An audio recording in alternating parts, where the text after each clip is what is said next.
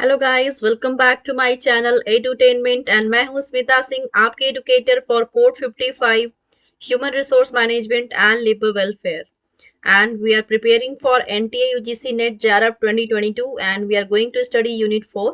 जैसा कि आपको पता है कि हमने काफ़ी सारे टॉपिक्स कवर कर लिए हैं यूनिट 4 से। एंड आज का हमारा जो सेशन होगा मैं आपको स्क्रीन पर दिखा देती हूँ। एंड आपको पता चल ही गया होगा दैट यूजीसी नेट ने रिजल्ट आउट कर दिए हैं। जिन्होंने 2020-21 वाले सेशन में एग्जाम दिया था वो अपने लाइक वेबसाइट पे जा करके अपने रिजल्ट चेक कर सकते हैं, राइट। और मैंने इसका एक वीडियो भी बनाया है, अगर आपने नहीं देखा हो तो आप देख सकते हैं उस वीडियो के through you might get way how to see the result. जिनको बिल्कुल अवेयरनेस नहीं है किस तरह से और किस वेबसाइट से देखते हैं रिजल्ट को, जो बिल्कुल नाइव हो, जो फर्स्ट टाइम जिन्होंने अटेम्प्ट दिया हो, फर्स्ट टाइम यूजर रहे होंगे, वो उनके लिए है स्पेशली। जो ऑब्वियसली लाइक ऑलरेडी जानते हैं उनके लिए तो ये सेशन हेल्पफुल रहेगा, या जिन जो बिल्कुल नहीं जानते उनके लिए ज़्यादा रहेगा, राइट। सो उसमें मैंने बताया है कि किस तरह से किस वेबसाइट पे जाके आपको रिजल्ट देखने को मिलेगा, क्या प्रोसेस होगा, राइट। 2 मिनट का वीडियो हो, आप उसको इजीली देख सकते हैं। क्विक सेशन के थ्रू मैंने लिया था उसको, एंड उस सेशन के थ्रू आपके लिए आई आई होप आपके लिए वो हेल्पफुल रहा हो, राइट। एंड हेल्पफुल रहा हो जिन्होंने नहीं देखा हो अब तक। सो चलिए बात करते हैं आज की टॉपिक की। आज का हमारा जो टॉपिक है उस पर बात करेंगे। सारे टॉपिक जो आपको स्क्रीन पे दिख रहे हैं ये सारे हमने किए हुए हैं लास्ट सेशंस में।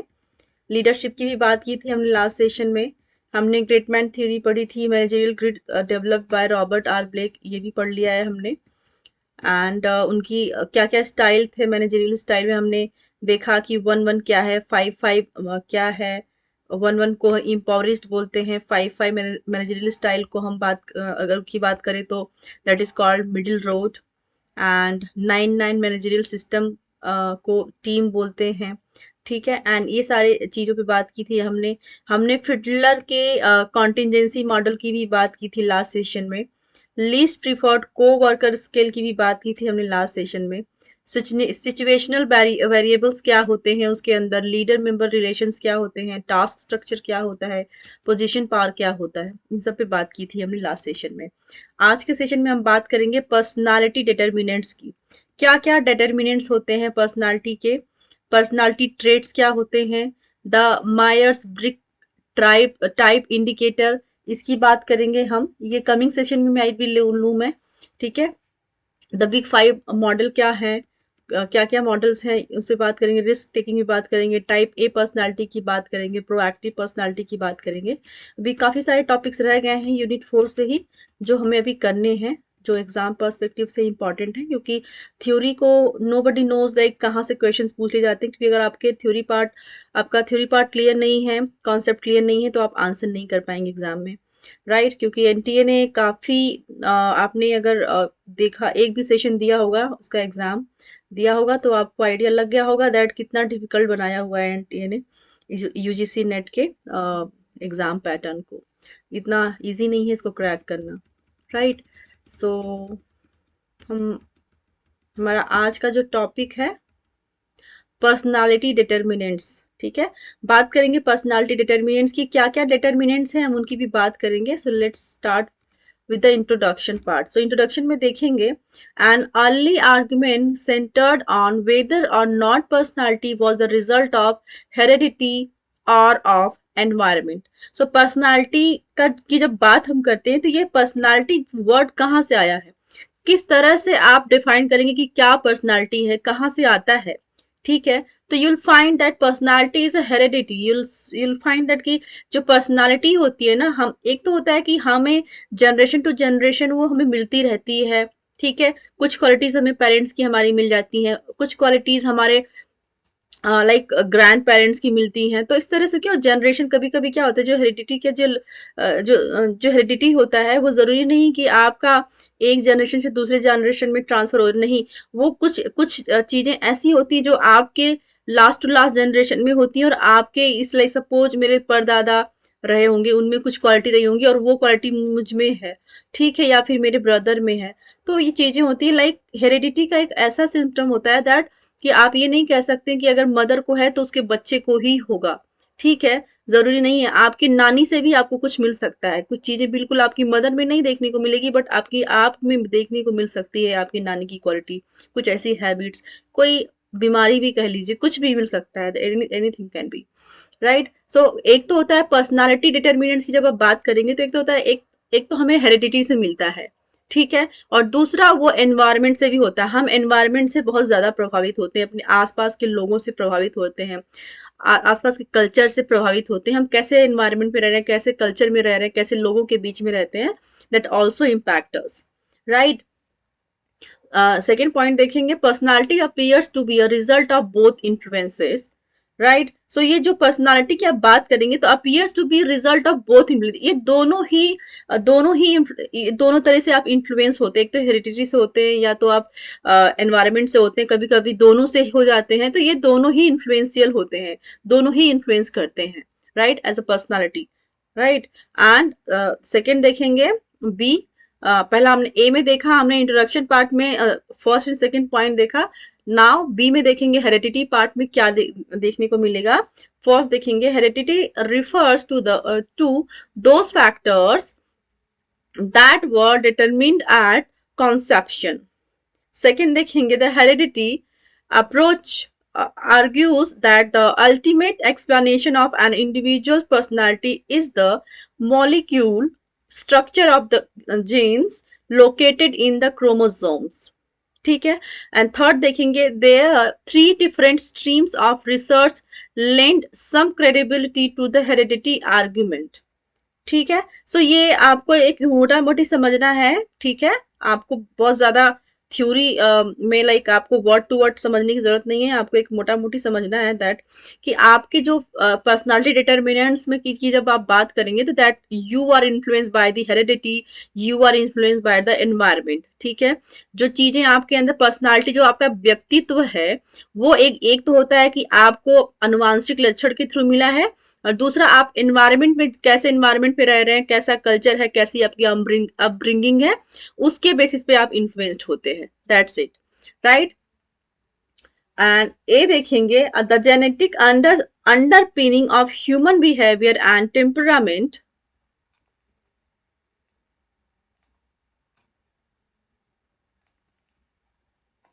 among young children. Evidence demonstrates that traits such as shyness, fear, and distress are most likely caused by inherited genetic characteristics. ठीक है, सो यहाँ पे क्या बात कर रहे हैं कि that genetic underpinning of human behaviour and temperament, human की जब का जो बिहेवियर होता है, उसका जो टेम्परामेंट होता है, जो उसका स्वभाव होता है अमंग द यंग चिल्ड्रन की, जब स्पेशली अब जब बात करेंगे यंग चिल्ड्रन की, तो उनका जो स्वभाव होता है, जो उनका टेम्परामेंट होता है, जो उनका बिहेवियर होता है, that the evidence of genetic underpinning, ठीक है। And evidence demonstrate that traits such as shyness, fear and distress are most likely caused by inherited genetic characteristics. So जो आप देखेंगे उस पर्सन के जो बच्चा होता है, उसके अंदर आप जो चीजें देखते, जो उसके अंदर चंचलता, सपोज कोई बच्चा बहुत चंचल है, उसके उस चंचलता में वो क्या करता है, बहुत आउटस्पोकन है या फिर शाय है, अगर चंचल नहीं शाय है, क्या एक्टिविटीज करता है, तो ये सारी चीजें आप देखेंगे कितना शाय है, वो ट्रेट्स होते हैं, वो जेनेटिक लक्षण होते हैं, वो आपके आपके एक पीढ़ी से दूसरे पीढ़ी तक आते हैं, that is the trait, right. So वो क्या हो सकते हैं, किस फॉर्म में हो सकते हैं, या तो आप बहुत शाय हो सकते हैं, या तो आप बहुत डरे हुए रहे, आप बहुत डरते हो लोगों से, या फिर आप डिस्ट्रेस, परेशान रहे हमेशा, ठीक है, और most likely caused by inherited genetic characteristics. So mainly यहाँ पे क्या कहने की कोशिश कर रहे हैं कि वो that can be anything, like आप किसी भी तरह से प्रभावित हो सकते हैं, जेनेटिक, जो आपके जो जेनेटिक लक्षण होते हैं, जो आपका ट्रेट होता है, जो एक पीढ़ी से दूसरे पीढ़ी में ट्रांसफर होता है, उसमें एक देखने को मिल सकता है कि एक बच्चा बहुत शाय है, तो लोग देखते हैं कि अच्छा ये बहुत शाय है, किसमें गया, कुछ लोग कहते हैं अच्छा ये अपनी मम्मी में गया है, या फिर अपने पापा में गया है, या फिर अच्छा ये दादाजी या दादी जी ऐसे थे तो ये भी उसी में गया हुआ है, ठीक है। तो ये that can be anything, like वो फियरफुल हो सकता है, वो शाय हो सकता है, वो डिस्टर्ब, परेशान, थोड़ा बहुत जल्दी पैनिक होने वाला हो सकता है, या फिर वो बहुत ज्यादा आउटस्पोकन हो सकता है, या फिर बहुत इंट्रोवर्ट हो सकता है, तो वो दैट कैन बी एनीथिंग, कुछ भी आ सकता है उस पर्सन के अंदर, राइट। और एनवायरनमेंट की अगर बात करें तो एनवायरनमेंट जैसा होगा वैसे बच्चे लोग कहते हैं कि जैसी अपब्रिंगिंग होती है वैसा बच्चा वैसा ही बनता है, जैसे लोगों के बीच में रहता है वो बच्चा वैसे ही बनता है। अच्छी संगति में रहेगा अच्छी चीजें सीखेगा, गलत संगति में रहेगा गलत चीजें सीखेगा, तो that is also that is also influential.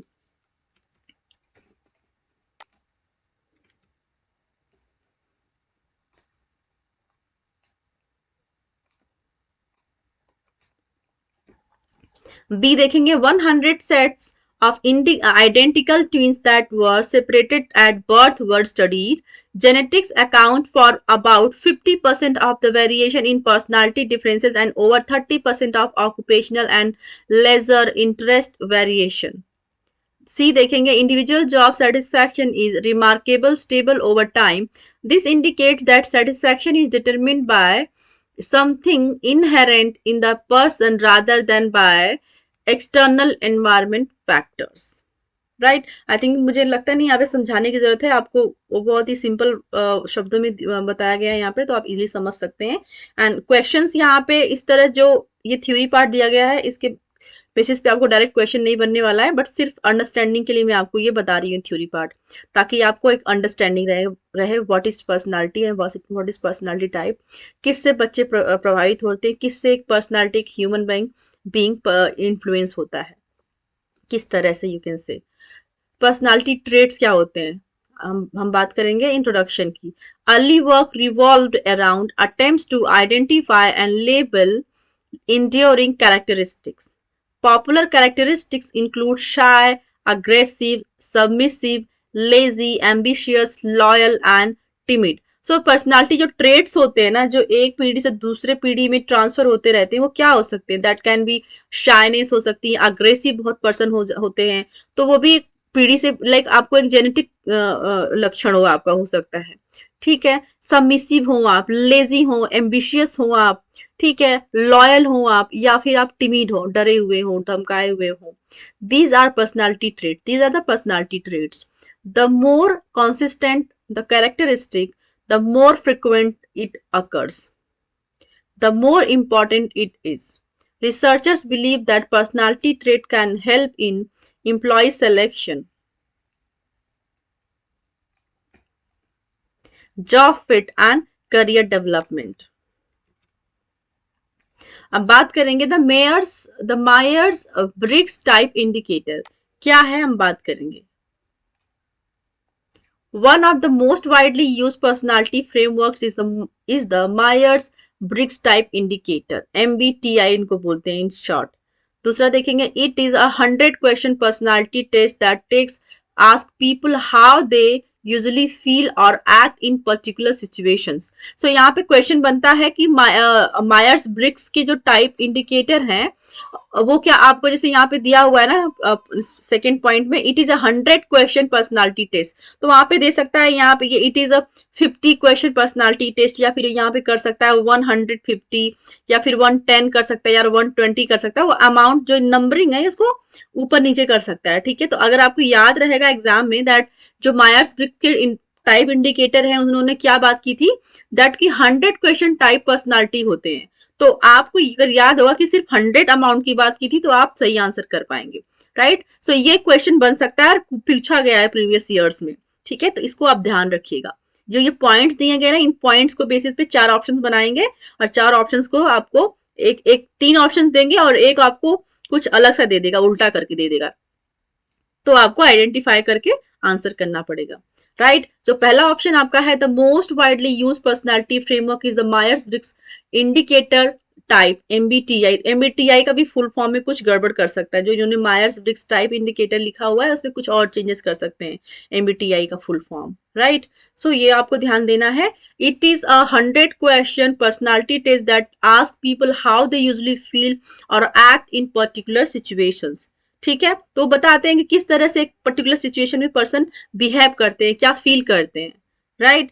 Third देखेंगे, इंडिविजुअल्स आर क्लासिफाइड एज, उनको किस तरह से क्लासिफाई किया जाता है, दे आर एज एक्स्ट्रावर्ट और इंट्रोवर्ट, या तो वो एक्स्ट्रावर्ट होंगे या तो इंट्रोवर्ट होंगे, लाइक या तो वो आउटस्पोकन होंगे या फिर इंट्रोस्पोकन होंगे, लाइक वो कम बोलने वाले होंगे या तो बहुत ज्यादा बोलने वाले होंगे। ज्यादा इन द सेंस कि वो कोई भी बात अगर उनके मन में है या फिर कुछ कहना चाहते हैं तो वो खुले दिल से कहते हैं। ठीक है, उनके मन में कोई बात है तो पूछ लेते हैं, ऐसा नहीं कि शर्माते नहीं है वो। ठीक है, वो खुली किताब की तरह होते हैं। और कुछ लोग होते हैं कि वो दबे हुए दब्बू टाइप के रहते हैं, चीजें पूछते नहीं हैं, चुप चुप रहते हैं, क्या उनके मन में चल रहा है नो बडी नोज। राइट, इस टाइप के होते हैं वो, शेयरिंग थोड़ा कम करते हैं वो। बी देखेंगे, सेंसिंग और इंट्यूटिव, सेंस करने वाले होते हैं या इंट्यूटिव होते हैं। सी देखेंगे, थिंकिंग और फीलिंग। ठीक है, थिंकिंग और फीलिंग के बेसिस पर। डी देखेंगे, परसीविंग और जजिंग, या तो समझते हैं या फिर जज करते हैं किसी को। ठीक है, फोर्थ देखेंगे, these classifications are then combined into 16 personality types. कितने टाइप्स के होते हैं? 16 टाइप पर्सनालिटी टाइप की भी बात करते हैं। तो यहाँ पे जो 16 पर्सनालिटी टाइप है ना, वहां पे वो मायर्स ब्रिग्स के अंदर आपने देखा कि 100 क्वेश्चन पर्सनालिटी की बात करते हैं, फिर आप देखेंगे कि 16 पर्सनालिटी टाइप्स की बात करते हैं वो, जो उनका कॉम्बिनेशन है 16 पर्सनालिटी टाइप का। एक क्वेश्चन पूछा गया था तो उसमें 16 की जगह वो 15 कर सकते हैं, राइट, या 14 कर देंगे या फिर 17 कर देंगे। तो आपको नंबर याद रहना चाहिए कि यहाँ पे 16 की बात करते हैं जो कॉम्बिनेशन है क्लासिफिकेशंस का, और वहां पे बात कर रहे हैं क्वेश्चंस को, 100 क्वेश्चन पर्सनालिटी की बात करें तो 100 होना चाहिए। राइट, तो ये नंबर्स आपको याद रखना पड़ेगा, क्योंकि ये क्वेश्चन पूछा जा चुका है और रिपीट होते हैं क्वेश्चंस। ठीक है, सो आपको ये याद रखना है। नेक्स्ट देखेंगे, INTJs are visionaries. They usually have original minds and great drive for their own ideas and purposes. They are categorized as skeptical, critical, independent, determined, and often stubborn. 6 देखेंगे, ESTJs are organizers. They are realistic, logical, analytical, decisive, and have a natural head for business or mechanics.